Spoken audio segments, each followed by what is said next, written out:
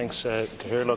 Minister, in a number of budgets from 2009 onwards, discriminatory cuts were made to job seekers' payments for the under-26s by both Gael and indeed Fianna Fáil.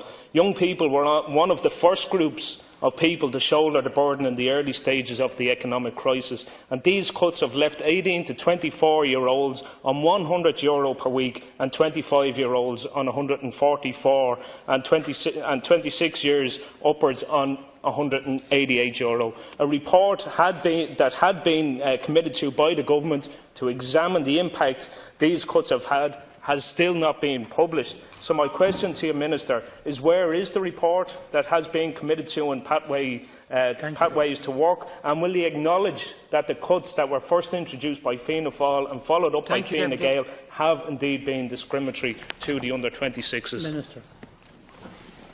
The CSO's latest monthly unemployment figures released this week report that youth unemployment has fallen to 15.9% in September 2016. This is a very significant decrease of 5 percentage points from 20.9% in the past 12 months. So just in the last year, youth unemployment has fallen from over 20% to 15.9%. At the same time, the overall unemployment rate has fallen by 1.2 percentage points over the same period, from 9.1% to 7.9%. Reduced rates for young job seekers allowance recipients were first introduced in 2009 under the Fianna Fáil Green Government, and were further extended in subsequent budgets to apply to job seekers under 26 years of age under the Fine Gael Labour Government. These measures were introduced as they were considered to prevent young people from entering welfare dependency by providing young job seekers with a strong financial incentive to engage in education or training or to take up employment. Should a young job seeker on reduced job seekers allowance payment participate in an education or training programme, they will receive a higher weekly payment of €160. The review of the job seekers' allowance rates for young persons under 26 years of age will examine the effectiveness of the reduced rates in encouraging young job seekers to avail of education, training, employment programmes and opportunities. As part of a wider effort to encourage and promote research based on the Department's administrative data, researchers from NUI Maynooth have been provided with all data on job seekers' assistance claims since 2007 for people aged under 28. They intend looking specifically at the impact of changes in rates on the duration of young people's claims on their subsequent employment experience after exiting unemployment. It is hoped their analysis will have preliminary results before the end of the year. The Department of Social Protection continues to identify effective measures to support young people in finding and securing sustainable jobs through engagement processes and by incentivising them to avail of education and training opportunities, thereby enhancing their employment prospects.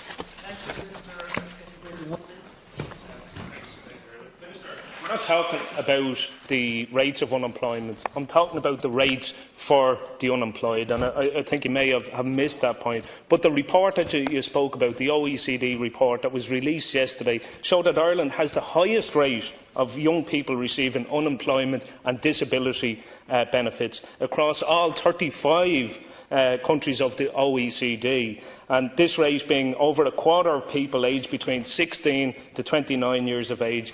And Minister, you have to agree with me, that is a shocking statistic. But I still am waiting for your response to the question as to whether you see the cuts that have been implemented as being discriminatory, because certainly they are.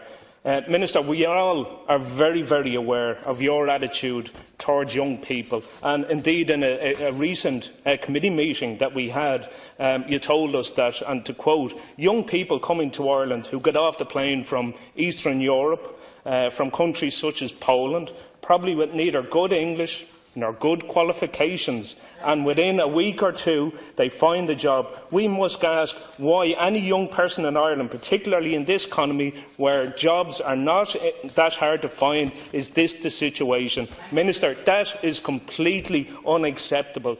And again, the cuts that have been made are totally discriminatory, and there is absolutely no incentives there whatsoever for young people to get back to work. These are discriminatory cuts. Minister, I put the question again to you. Minister.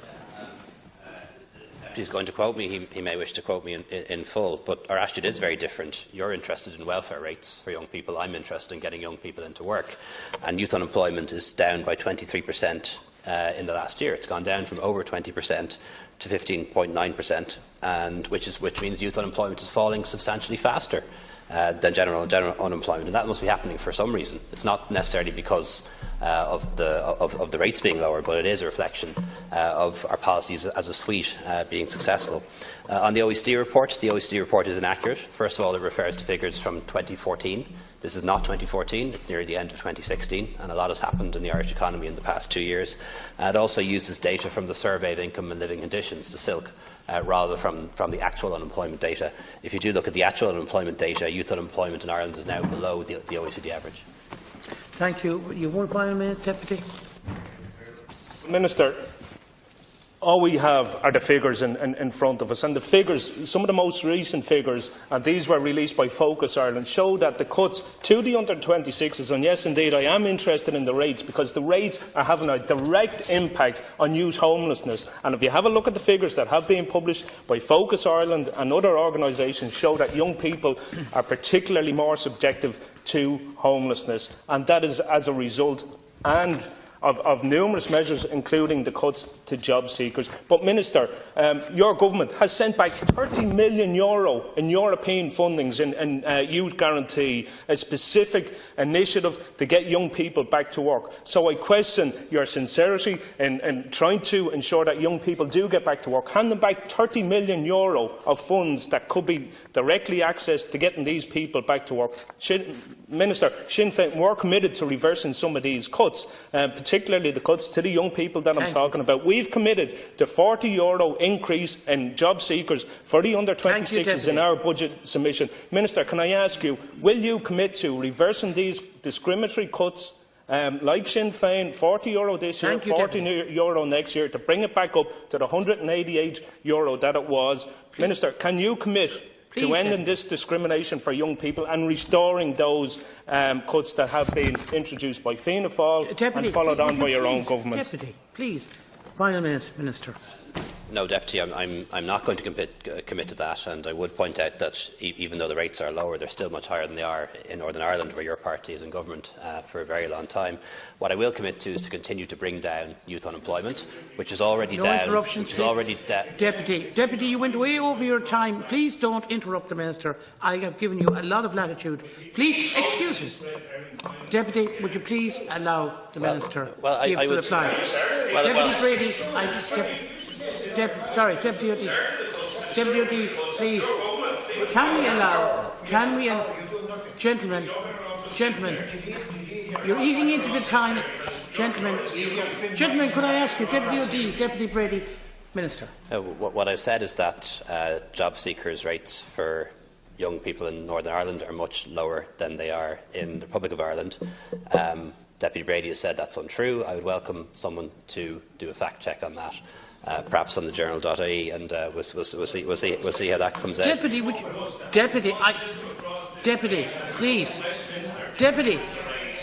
Deputy, please. Can we move on to question 3, please? You've had more than your time.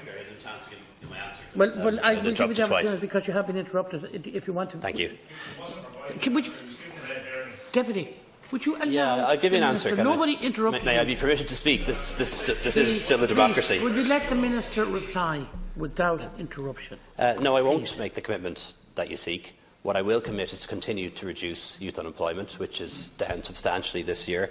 And if there are any increases, there will be increases that are given to young people who take up education and training opportunities. I don't think somebody who is 18 or 19, many of whom are living at home with their parents, should get €188 a week. I don't think that's good for them. Now we move on to question 3. Excuse me, Deputy, please. Question 3.